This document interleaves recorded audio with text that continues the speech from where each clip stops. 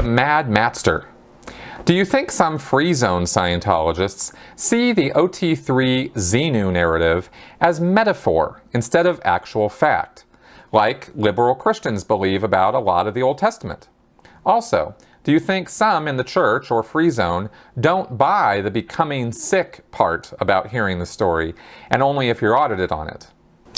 Okay, Madster, I'm really not sure. I haven't talked to lots and lots of independent Scientologists or people who are in the free zone.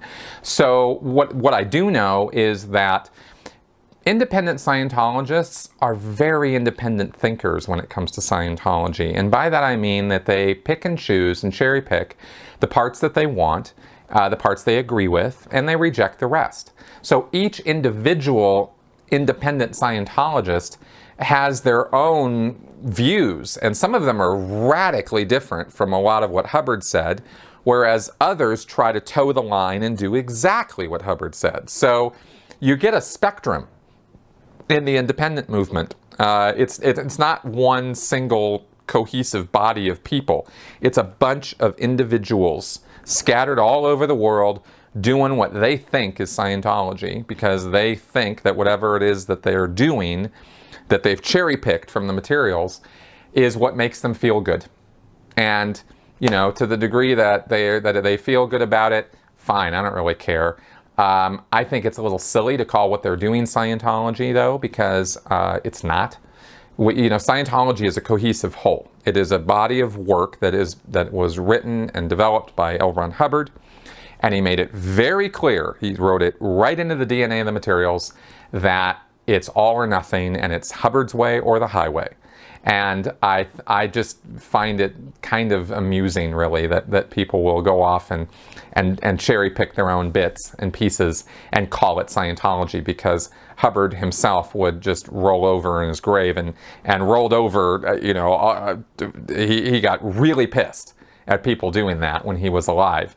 And he ordered that those people be destroyed and ruined utterly. And fair gamed, out of existence.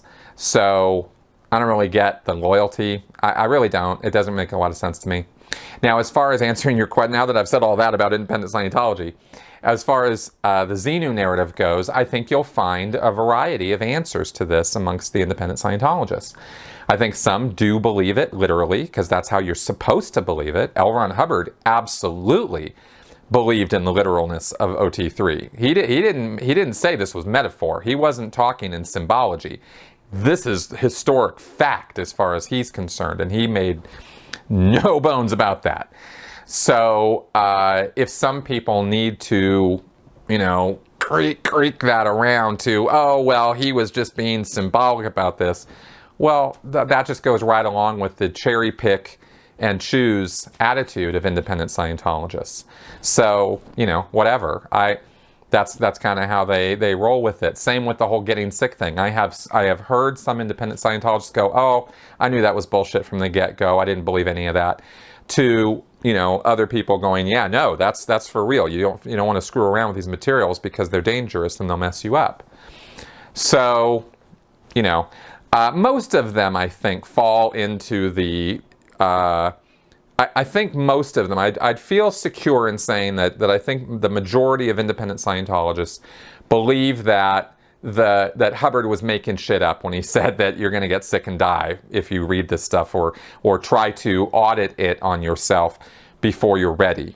I think they kind of went, because the physical evidence is that lots of people have read this, lots of people have audited it, and no one died. Ever. So, it's pretty didn't really work out in the real world that result would happen. So I think most of them have kind of blown that part of it off. All right, there you go.